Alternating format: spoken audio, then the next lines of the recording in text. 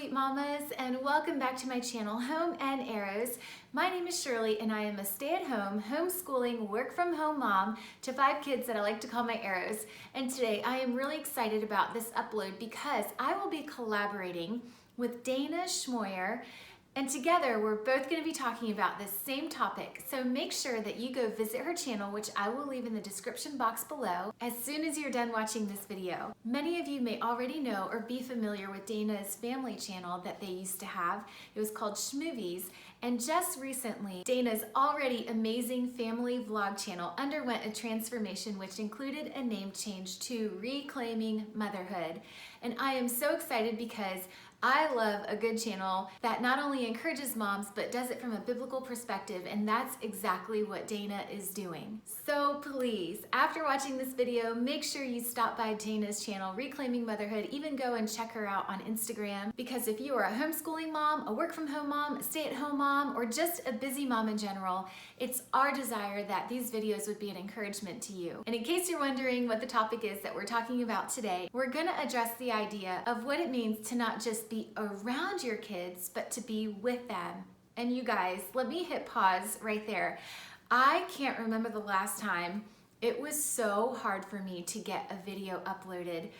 You can't even begin to imagine what I have gone through. Like the first time I went to film this video, my battery died, my phone battery died. So I had filmed the entire thing only to go back and watch it and realize that after just a few minutes it had cut off. So I went back and refilmed it. And when I went to watch it, my phone had run out of space, so it cut off half of that video. So you might notice some major lighting changes, there might be some weird transitions, there might be some weird cuts or edits. And what I'm having to do right now, because when I went to sit down to edit the video, I realized that my intro and my outro got totally deleted somehow. So I am going to be doing some major patchwork to this video. It's like almost 9 o'clock at night, the night before this video in collaboration is supposed to go out, and here I am recording my intro, and I'm gonna skip to the outro. So thank you for all of the grace on this video today. I really hope and pray that it ministers to and blesses some hearts out there, because oh my goodness, uploading this one has been a doozy.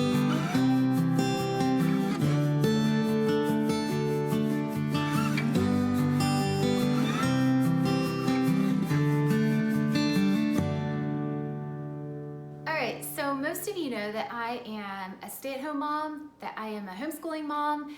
Some of you may not know, but I'm also a work-from-home mom. And because of all this, I spend a whole lot of time being around my kids. And I don't know about you, but there have been many, many nights after a super long day of mommying that I have crawled into bed and thought back through my day and wondered to myself, wow, I sure have been around my kids all day, but have I really been with them? And you might be wondering, what the heck is the difference? And again, like I love to say, what I talk about in my videos is not ever intended to be like a how-to or thinking that I have this great advice to share, because I love to tell you guys that I am right there in the trenches of this motherhood thing with you and learning with you. I just happen to enjoy talking about motherhood and sharing just the things that I feel like God is showing to me in the hopes that it would encourage someone else. And so this is just what I've been chewing on lately. As I've been thinking about this idea of not just being around my kids, but being with them, I realized what the crux of the problem for me is. And that is that I think I'm a pretty good multitasker. And the thing that I have found is that most women and most moms actually have this great ability to multitask. However, when I got to thinking about it, I thought, you know what? One of my greatest mommy strengths, if I'm not careful, it can also be one of my mothering weaknesses. And here's why. I want to be a really good multitasker at a lot of things. When it comes to my work, when it comes to my ability to take care of things around the house, but I don't want to be a good multitasker when it comes to my kids. And to compound this issue for all of us, we are all mommying in a day and age and in a time where there are advanced technologies like laptops and computers, and probably the biggest thing for me is my smartphone. I feel like the things that I just mentioned are all things that contribute to my being distracted sometimes during the day from my kids. So today I want to chat with you about the things that I am planning on doing in my own life to be intentional that my days that I spend around my kids are being spent with my kids. Since I just made a reference to it, let's start there and begin with the cell phone. So here's the thing, I use my cell phone for a whole lot of reasons.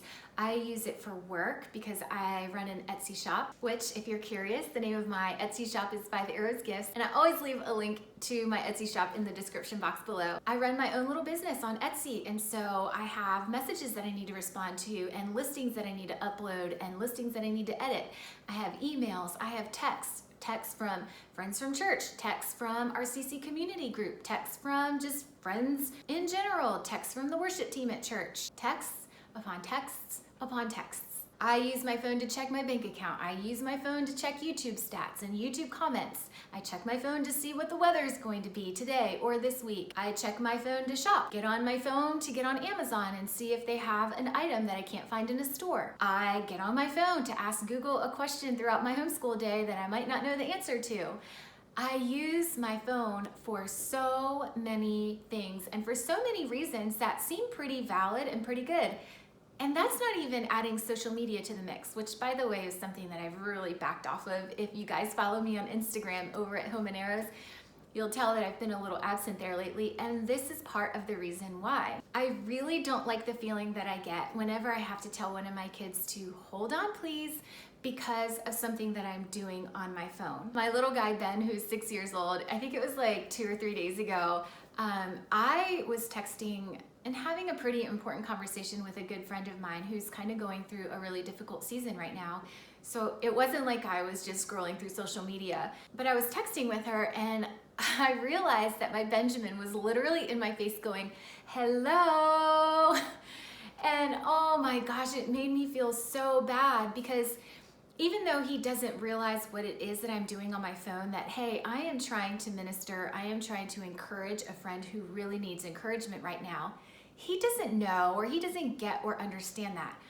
All he knows and all he perceives on his little boy end is that mommy is distracted right now and not paying attention to me, and I'm trying to communicate something to her. For the most part, for the pattern of their lives, I want it to be when they look back that mommy gave me her full attention when I needed her. And so today I want to share very quickly just 4 little things that I am personally doing in my own life to help me become more intentional to give my kids the attention that I feel like they really need and deserve. And because I'm just coming off of this topic, I'm gonna start with this one. And the first thing is putting my phone away. See, I really think in the olden days when life was much simpler that the idea of being with your kids instead of just being around them was much easier for them to embrace because there weren't quite nearly as many, I feel like, distractions as we have today. And most of those distractions come in the form of screens, whether it's our television or iPads or cell phones.